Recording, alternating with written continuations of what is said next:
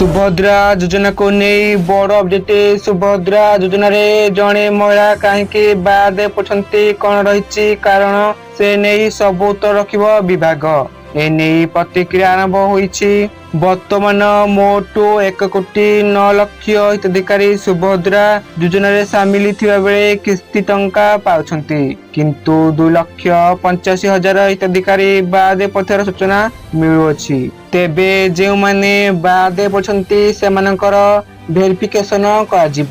जदि कौनसी त्रुटि रही थाए तेबे सेमानको पुणी सुभद्रा योजना रे सामिल करजाई टंका दियाजिब। एने प्रभाती परिता सूचना दैछंती। आउ जदि सेमानको मध्यरु केही अयोग्य थिबा नै जଣା पड़े तेबे संपूर्ण भाबे बाद पड़िबे, अर्थात सुभद्रा टंका पायाकू सक्षम हेबे नाही। एथिपाई शुभारंभ होईछि सुभद्रा अभियोग समाधान मॉड्यूल। उपमुख्यमंत्री प्रभाती परिडा कहते सुभद्रा को सहज उपलब्ध करने सर्वे हेबो। अयोग्य हिताधिकारी सर्वे पर तृतीय किस्ती दियाजिब।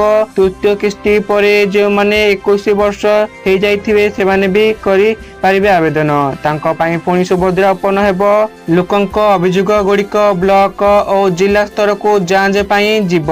यार स्टाटस सबु तथ्य पोर्टल रे उपलब्ध रहिबो। सुभद्रा योजना को कहीं बाद पड़िले कारण कौन आगको सेमाने कौन कले सामिल होई पारिबे ए सबु कथार उत्तर रखिबो विभाग।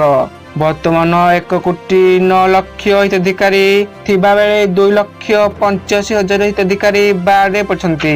बाद पड़थिबा हिताधिकारी समाधान रे रास्ता बाहरिबो। योग्य होइथिले पुणी सेमानकु सुभद्रा योजना रे सामिल कराजिबो। जेउ माने गोटे किस्ती पाइछंती एवं द्वितीय और तृतीय किस्ती रु बाद पड़छंती सेमानकु वेरिफिकेशन कराई पुणी थरे सामिल कराजाकू पूर्व मध्य सूचना देइछंती उपमुख्यमंत्री प्रभाती परिडा। तेबे एही पोर्टल रे किबळी आवेदन करिवे जानतु। सरकारी पक्षरु जारी होईछि subhadra.org.in वेबसाइट रु जाई आवेदन कर पारिबे हिताधिकारी। subhadra.org.in वेबसाइट को जिबा परे तळे थिबा ऑप्शन को ग्रीवांस उपरे क्लिक करंतु। आधार नंबर सह कैप्चा दे लॉगिन करंतु। ओटीपी देबा परे अभियोग दाखल करंतु। परवर्ती समय जना पड़िबो काहेकि ना कटिछि। एहा सहित पुणी केमिति जोड़ी हेबो ताहा मध्य सेठारे जानि पारिबे हिताधिकारी। जदि अयोग्य होइथिबे तेबे पुणी थरे सामिल